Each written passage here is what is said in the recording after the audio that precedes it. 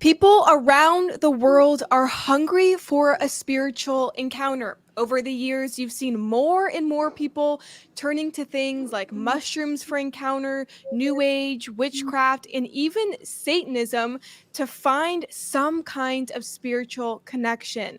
People are desperate. Today, I'm talking with Pastor Greg Locke from Global Vision Bible Church and Apostle Alexander Pagani about the hunger they have seen and the importance of sharing Jesus to the world amid everything going on today. Welcome to Charisma News, guys.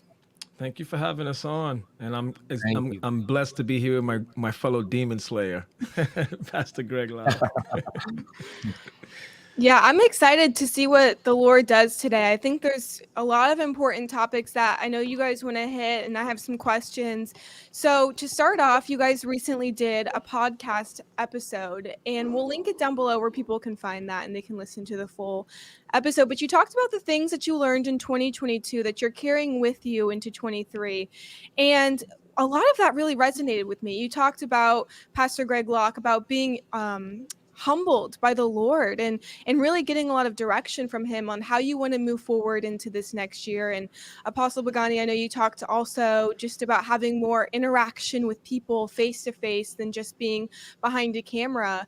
And I want to share a picture that Pastor Greg, you posted on social media, people who are in line in their cars, who are desperate. I mean, you have people standing there looking to see. I mean, it's amazing. Obviously, there is such a hunger that people have when it comes to going to the events and the church meetings that you guys are having. So I want to start this off by just asking, taking everything that you learned in 2022, how are you moving into 2023, carrying that really fear of the Lord, that this position that God has given you is impacting so many lives?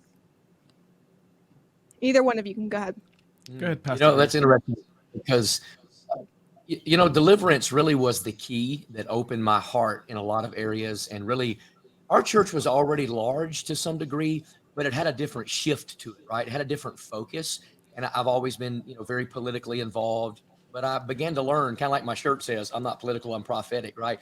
I began to learn to flow in the gifts and the operation of the Holy Spirit and began to realize that I really needed to shift my focus to the kingdom rather than to just trying to save America, although that's a noble goal. And I love this nation and I still travel and speak a lot, at the Reawaken America conferences. But I'm not trying to save America. I'm trying to save Americans. But what deliverance did is it shifted my focus and it tempered me in a lot of ways. And so really everything that we are right now is a result of the Holy Spirit revealing to us the keys to deliverance ministry, that people need to be set free. Jesus came to set the captives free. And the fact that people are so hungry is indicative of why we're on this program today, because people are starving to death. Even people that are haters or they don't understand deliverance, or maybe they think it's kind of quirky, just like that picture we showed.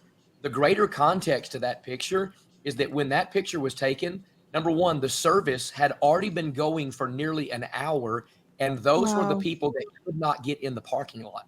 The parking lot was already absolutely overflowing. And you have to understand, we have 8.5 acres that is just parking, only parking. And so people kept coming and coming.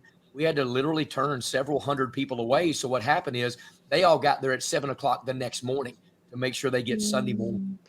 And so it just shows you people are starving to death. And God just really used all of 2022 and the end of 2021 just to temper me a lot. And so I'm still very bold. I'm still very demonstrative. And, my mouth can get ahead of me sometimes. And so usually the first thing I want to say is the last thing I ought to say. And so the Holy Spirit has to hold me back a little bit. But deliverance ministry did that for me. And I'm grateful. I am super grateful for people like Apostle Pagani, who had the very first book that my wife and I were ever exposed to, even before Derek Prince, The Secret to Deliverance. And it changed our life. And it's an honor to know him and the other demon slayers, and to see now that we've all come together and we literally are the tip of the spear for a great, mighty move of God. Yeah, absolutely. And I think a lot of it, you guys are just really able to have these honest conversations and reflect and really ask God, how to move forward. And I think that is such an amazing avenue for the Holy Spirit to move. Apostle Pagani, really just want to hear what you have to say about really kind of what you took from 2022 and really that reverence and fear of the Lord that you have going into this next year with everything that God is asking you to do as well. Well, our story is a little bit different. We had already embraced the ministry of deliverance maybe about 7 years ago. So everything that Pastor Greg and at Global Vision that they're kind of experiencing now to some degree, we encountered that at a lesser degree about 7 years ago. What happened throughout the years was the same thing that happened to the prophet Elijah. He became bitter. He became an isolist. He began to think that he was the only one doing it. And ultimately, it led to an isolated place in a cave, asking God to remove him from the ministry that he had been called to do. That's where I was by the beginning of 2022. I was tired. I was burnt out. I began to even preach at my church. You know what? I think I'm just going to move on from deliverance. Everything ain't a demon. Let's just let deliverance be the byproduct of everything that we do, not the driving force of what we were doing throughout the years, because I'm the only one out here. I don't think we've made a dent in the evangelical Christian churches. I think we're one of the most doctrinally sound, non-sensational deliverance ministries out here. My goal has always been to try to win pastors. While Pastor Greg is looking to win Americans and the people, my heart has always been, if you win the pastors, you'll get the church leadership. So I've always been trying to win the pastor, teaching and preaching on deliverance. Well, it led ultimately to being frustrated. So at the time, I was at the point of, you know what, God, I'm just going to move on and stay in church planting. And it was around that time, pandemic hit, the world closed down to some degree. And then began the rise of the digital ministries. And I encountered what Elijah encountered. You're not the only one out here, Elijah. There are 7,000 who have not bowed their knees to Baal. And I went through what I could only call it like a Delta Force experience, which means, you know, the Delta Force in our armed forces is all the branches of armed forces, the Air Force, the Army, the Marines. And then sometimes when the country's under pressure, they call in everybody. And then everybody comes in with reinforcements to help out. That's what happened with us. And it was at that time that the Holy Spirit said, you know, you're not the only one out here really pushing this thing. Help is on the way. So God said, I need you to begin to cross-pollinate. Get out of being behind the computer screen and online, because we were pushing it online for many, many, many years. And then others came alongside, and it kind of got me out of that cave, you know, and then this mindset that I had, this isolated mindset, which I think sabotages most pioneers deal with that level of isolation. I'm the only one doing this, and I'm taking all the bumps and bruises. I was called the heretic first. I was, you know, videos were done on me first. And I'm like, you know what? I'm done, you know. But when I began to cross-pollinate and kind of get out of that place of isolation, one, it brought a lot of healing to me. Two, it just kind of reminded me that there are 12 tribes, but one nation. So it's not, you know, the land of Israel, the nation of Israel is not just the tribe of Judah. It's the tribe of Ephraim. There's the tribe of Manasseh. There's the tribe of Naphtali.